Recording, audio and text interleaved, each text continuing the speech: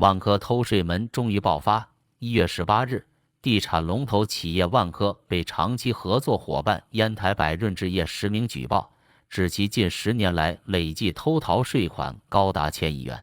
消息一出，万科的股价应声暴跌，股东们纷纷望穿秋水。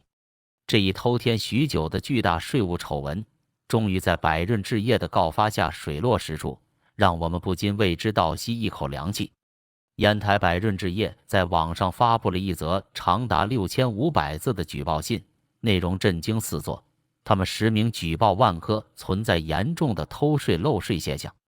这已经不是烟台百润置业第一次举报万科偷税了，早在去年8月，他们就曾举报过，只不过最后石沉大海。这次显然是忍无可忍，终于选择了高调曝光。作为万科在山东多个项目的合作方，烟台百润置业可以说是亲历了万科如何偷税漏税的全过程。那么，万科到底是如何操作偷天换日的呢？根据百润置业的举报，主要手段可以归纳为2类：隐匿收入和虚增成本。我们先来看隐匿收入。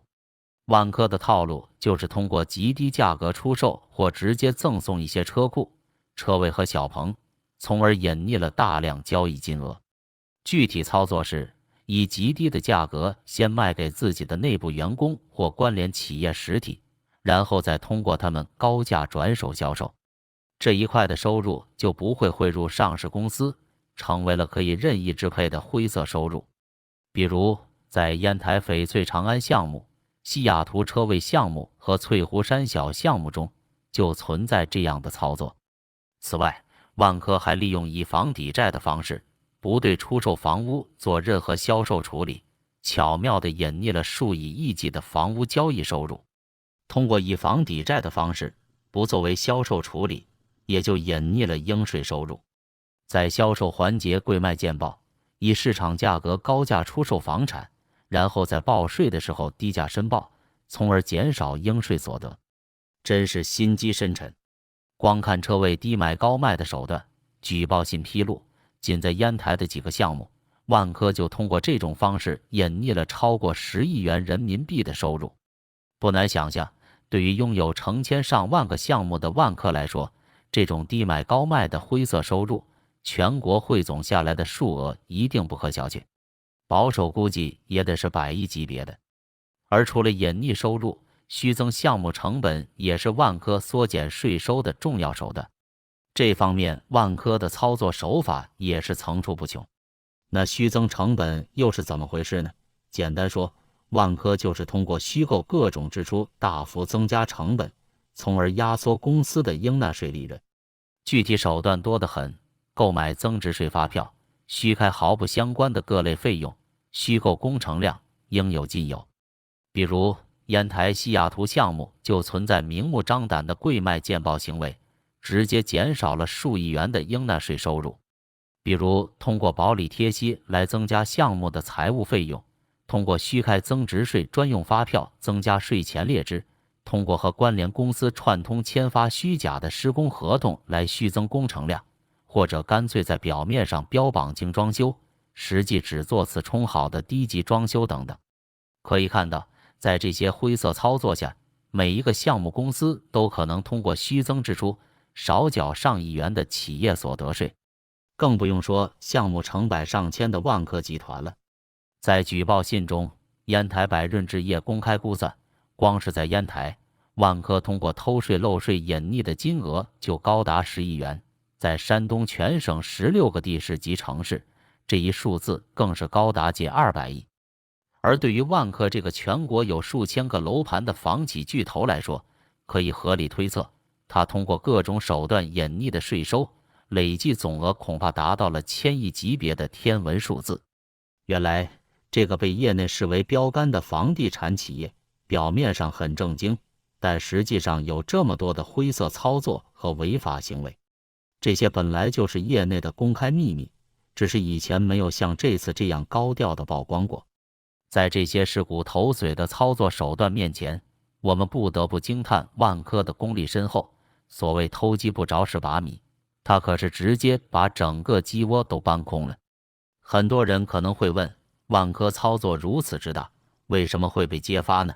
关键就在于它的合作方百润置业。由于两家企业长期合作，百润置业直接掌握了万科的种种内幕，这才将水落石出，让其无所遁形。事发后，万科高层还拒不回应，相关报道迅速被删除。然而，他依旧逃不过天网恢恢的审判。业已下滑的业绩和近40%的股价跌幅，已经清晰地反映出市场的审视和惩罚。投资人纷纷觉醒，认清万科的真面目。百润置业举报万科涉嫌偷税漏税一事，引发外界广泛关注。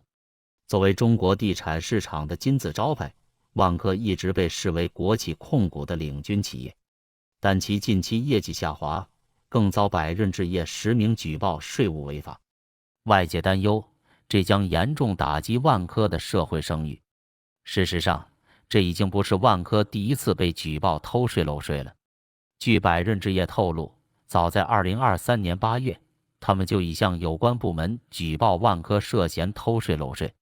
此后，烟台市税务机关成立11个专案组对万科进行调查，但迄今为止，万科的账目仍未调整完毕。尽管税务机关多次催要账目，采取了电话、上门、约谈等多种手段，万科还是拒不配合。